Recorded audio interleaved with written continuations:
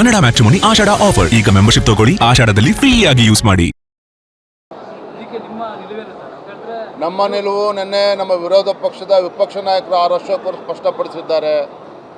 ನಿನ್ನೆ ನಾನು ಬೇರೆ ಕಾರ್ಯಕ್ರಮದ ನಿಮಿತ್ತ ಶಿಕಾರಿಪುರಕ್ಕೆ ಹೋಗಬೇಕಾಗಿತ್ತು, ಹೋಗಿದ್ದೆ. ಇವತ್ತಿನ ಕಾರ್ಯಕ್ರಮ ಕೂಡ ಇನ್ಫ್ಯಾಕ್ಟ್ ಇವತ್ತು ಕಾರ್ಯಕ್ರಮ ಇವತ್ತನ್ನು ಕ್ಯಾನ್ಸಲ್ ಮಾಡಬೇಕು ಅಂತಲೂ ಕೂಡ ಅಂದ್ಕೊಂಡಿದ್ದೆ. ಕೋಲಾರ ಚಿಕ್ಕಬಳ್ಳಾಪುರ 2-3 ಬಾರಿ ಕಾರ್ಯಕ್ರಮ ನಿಗದಿಯಾಗಿ ಕ್ಯಾನ್ಸಲ್ ಆಗಿತ್ತು ಈ ಕಾರ್ಯಕ್ರಮ. ಹಾಗಾಗಿ ಅನಿವಾರ್ಯನ ಬರಲೇಬೇಕಾಗಿತ್ತು, ಬಂದಿದ್ದೇನೆ.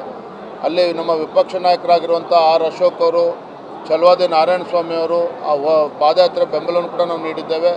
ಆದರೆ ದುರಂತ ಏನು ಅಂತೇಳಿದರೆ, ಈ ಹೋರಾಟ ಪ್ರಾರಂಭ ಮಾಡಿರ್ತಕ್ಕಂಥದ್ದು ರೈತರು, ಬಿಡದಿ ಭಾಗದ ರೈತರು. ಆ ರೈತರನ್ನು ಹೋರಾಟವನ್ನು ಮಾಡ್ತಾಯಿದ್ರು. ಅವ್ರ ಮೇಲೆ ಹೆದರಿಸಿ ಬೆದರಿಸಿ ಇವತ್ತು ಅವರಿಂದ ಬಲವಂತವಾಗಿ ಇವತ್ತು ಜಮೀನನ್ನು ಬಿಡಿಸ್ಕೊಳ್ತಕ್ಕಂಥ ಕೆಲಸ ಇವತ್ತು ಕಾಂಗ್ರೆಸ್ ಸರ್ಕಾರ ಮಾಡ್ತಾಯಿದೆ. ಒತ್ತಾಯಪೂರ್ವಕವಾಗಿ ರೈತರನ್ನು ಒಕ್ಕಲೆಬ್ಬಿಸುವಂಥ ಕೆಲಸ ಇವತ್ತು ಮಾಡ್ತಾ ಇದ್ದಾರೆ. ನಮಗೂ ಕೂಡ ಕಳೆದ ಒಂದು ವಾರದಿಂದ ಬೇರೆ ಬೇರೆ ರೀತಿ ಮಾಹಿತಿಗಳು ಕೂಡ ಬರ್ತಾ ಇದೆ. ಈ ರೀತಿ ಮಾಡ್ದೇ ಇವತ್ತು ರೈತರ ಪರವಾಗಿ ಸರ್ಕಾರ ನಿಲ್ಲಬೇಕಾಗ್ತದೆ. ರೈತರ ಹೋರಾಟ ಏನು ಪ್ರಾರಂಭ ಆಗಿದೆ. ಭಾರತೀಯ ಜನತಾ ಪಾರ್ಟಿ JDS ಕೂಡ ನಾವು ಸಂಪೂರ್ಣ ಬೆಂಬಲವನ್ನು ಕೂಡ ನೀಡಿದ್ದೇವೆ.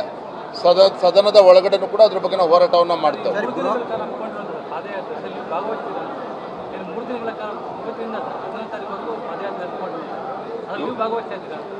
ಸಾಂಕೇತಿಕವಾಗಿ ಹೋರಾಟಕ್ಕೆ ಪಾದಯಾತ್ರೆನ ಬೆಂಬಲ ಕೊಡಬೇಕು ಅಂತೇಳಿ ನಾವೆಲ್ಲರೂ ಕೂಡ ತೀರ್ಮಾನ ಮಾಡಿದ್ದೇವೆ. ಆ ನಿಟ್ಟಿನಲ್ಲಿ ಅಶೋಕ್ ಅವರು, ಛಲವಾದಿ ನಾರಾಯಣ ಸ್ವಾಮಿ ಅವರು ಹೋಗಿದ್ದಾರೆ.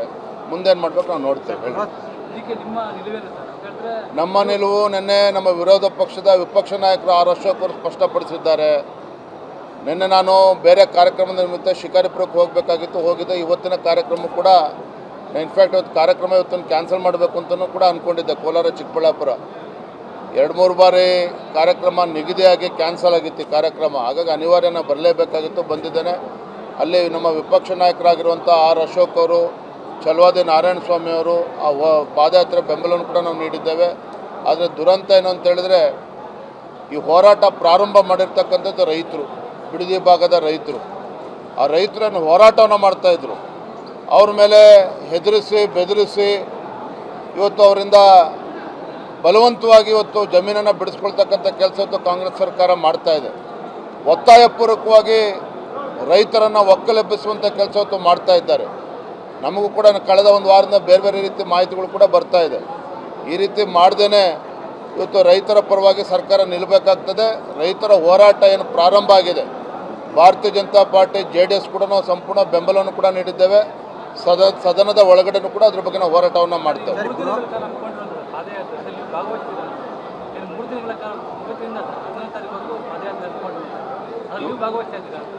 ಸಾಂಕೇತಿಕವಾಗಿ ಹೋರಾಟಕ್ಕೆ ಪಾದಯಾತ್ರೆನ ಬೆಂಬಲ ಕೊಡಬೇಕು ಅಂತೇಳಿ ನಾವೆಲ್ಲರೂ ಕೂಡ ತೀರ್ಮಾನ ಮಾಡಿದ್ದೇವೆ. ಆ ನಿಟ್ಟಿನಲ್ಲಿ ಅಶೋಕ್ ಅವರು, ಛಲವಾದಿ ನಾರಾಯಣ ಸ್ವಾಮಿ ಅವರು ಹೋಗಿದ್ದಾರೆ.